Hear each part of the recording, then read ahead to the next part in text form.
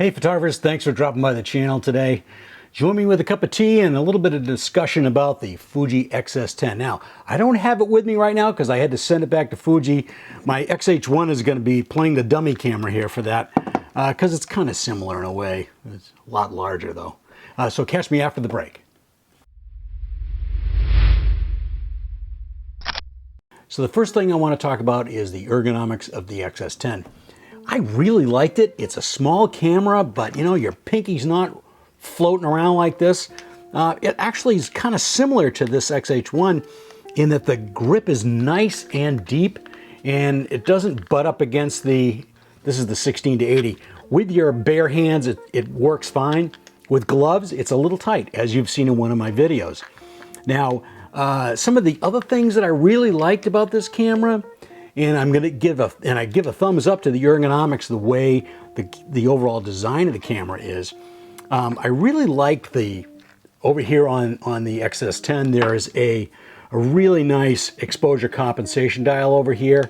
And over here, there is a control dial that when it comes in at the default, it's set up to do the film simulations. I've played around with trying it for different things because you can get at the film simulations elsewhere. So that's a thumbs up for me. I'm not a big fan of the function button over here that does the drive settings on the X-S10, but you know, I learned to live with it and I learned to like it. It's just muscle memory. I'm so used to my X-T3 and my X-T30 and the X-H1, which is right here.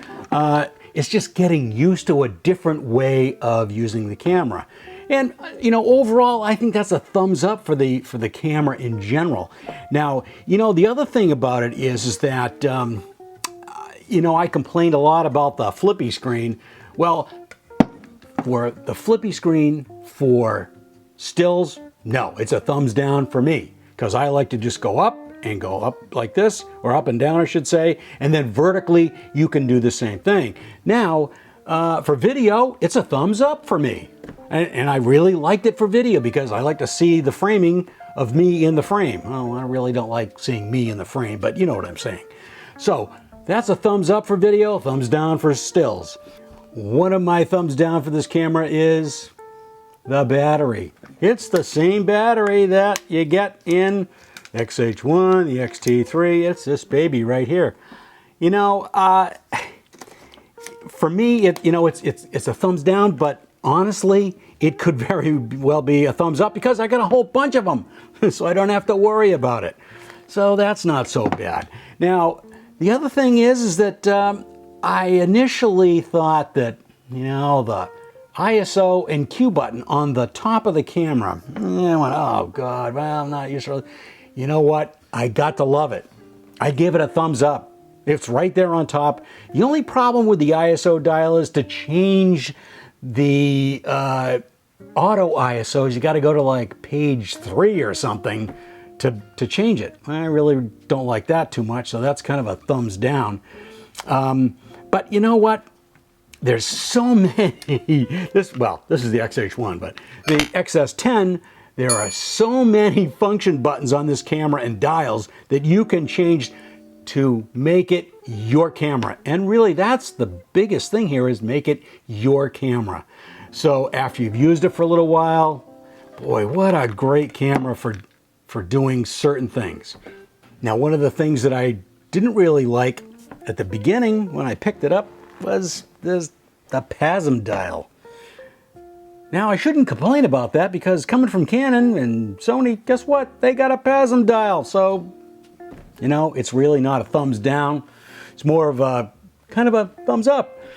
Now, you know, I started to get used to it, but to be honest with you, as you saw in one of my videos, I use the custom settings all the time, which is a big thumbs up for me, because those custom settings are wide-ranging. You can do so many different things with it.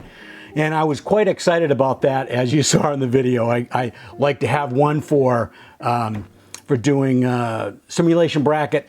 I had one that was set on manual, then one was set for landscape, and then one was set for what I called I think I called it documentary is what I had it set for, which was a RAW and JPEG. So not so bad. The custom settings, you can really change a lot of things and set them up, and you can save them.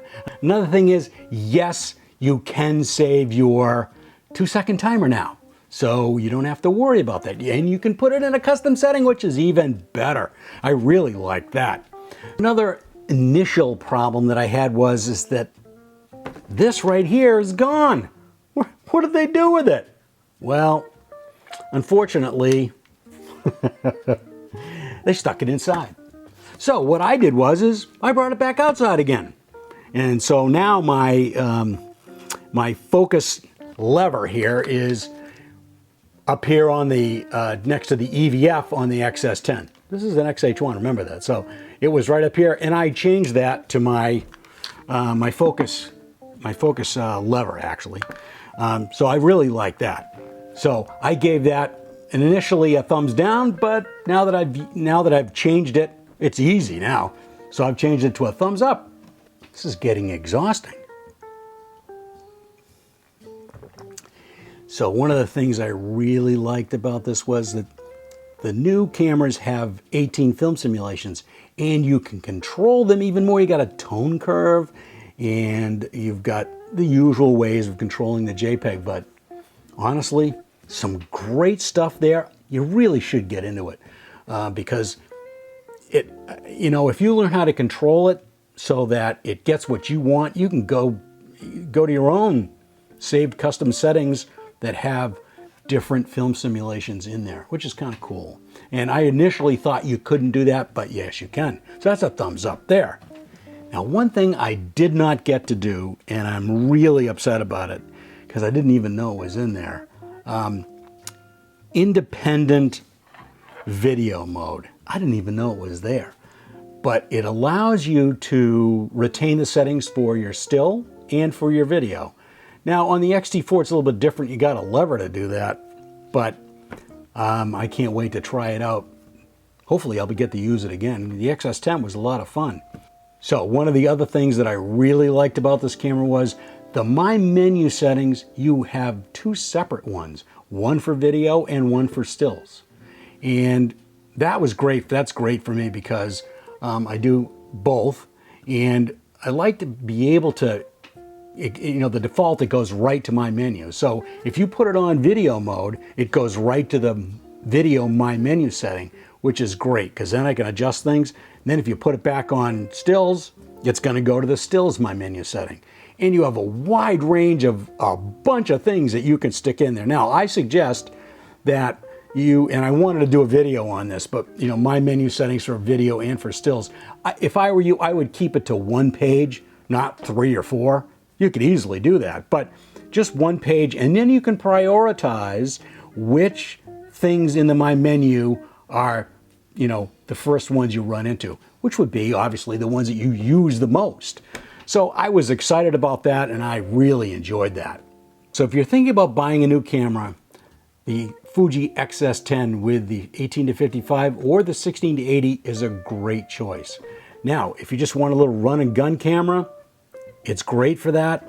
I would use a 16-80 because I like that lens an awful lot, but the 18-55 is smaller and maybe even easier to use, so that's a great choice as well. Now, don't think that the 70-300 is going to overpower this and be really overly heavy in the front, because it's not. It's a nice light lens itself, and it really is a great lens for this little camera. And for me, you know, I'm still thinking about it. You know, I can't really afford one right now. I'd like to have one because it would be great for just doing my video stuff. Now I'm recording on an X-T30 right now, which I really like, and they changed that up so that it records longer and it doesn't split the clips apart, which is what this X-T30 that I have does. And honestly, if you have an XS10 and you wouldn't mind, drop me a comment, let me know what you think of this camera, and with certain lenses maybe, and that would be great. Also, subscribe if you don't subscribe already. That would be really awesome. And give me a like, smash the like button as they say. So that's it for this week, and we'll catch you next time.